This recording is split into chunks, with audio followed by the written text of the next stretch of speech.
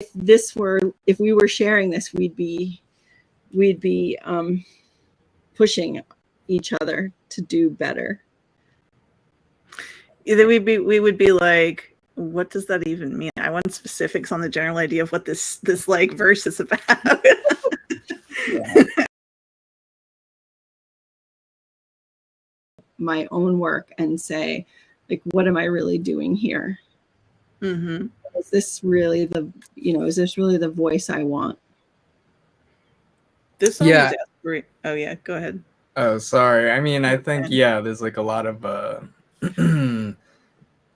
artists who thrive on like the elliptical kind of writing, and then artists who thrive on like longer lines. But I feel like what gives them, that neither is a weakness, that they're like considered strengths, and like to highlight those. Mm-hmm.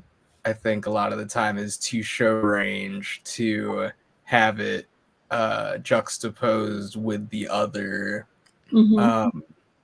Because with the musicality, it's like, so there's language, and then there's subtext, and then there's like the additional subtext of musicality. So yeah, and it just gives you a whole nother dimension to play with. Like literally a dimension, like factorially all of the possibilities that can be layered on top of your original language with subtext.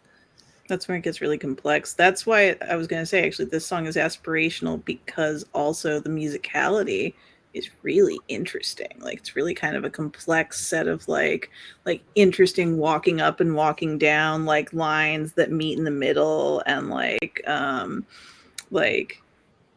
all of that sort of underpins the sort of melancholy feeling of it, but also like, yeah, there's like a wish fulfillment aspect of this, and I feel like there's a revenge aspect of this. Like, this is like, there is so much subtext to this musically and like spiritually or emotionally here. Yeah. I want to see movies of my dreams, but I also want to write songs like this.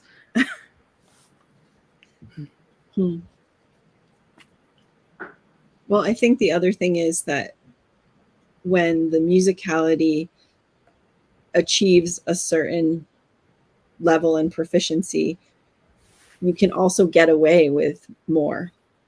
Yeah. Lyrically. So that's a question that only we as ourselves can answer. Like, it's up to us how much we want the words to matter or not matter. That's funny. I always say that lyrics are just bad poetry, because I think in large part, like, a lot of the best lyrics in poetry. Very dramatic. Right. Right. But then there are those lines that really just hit you, and how amazing. Like the line in Graceland, I'm only remembering half of it, which is, that's because part of it's dialogue. She says, losing love is like a window in your heart. Everybody sees you're blown apart. Everyone sees the wind blow, which sounds like nothing when you read it. But when he sings it, it makes you feel like you've been blown apart. Like, you can, I mean, it's an incredible use of dialogue.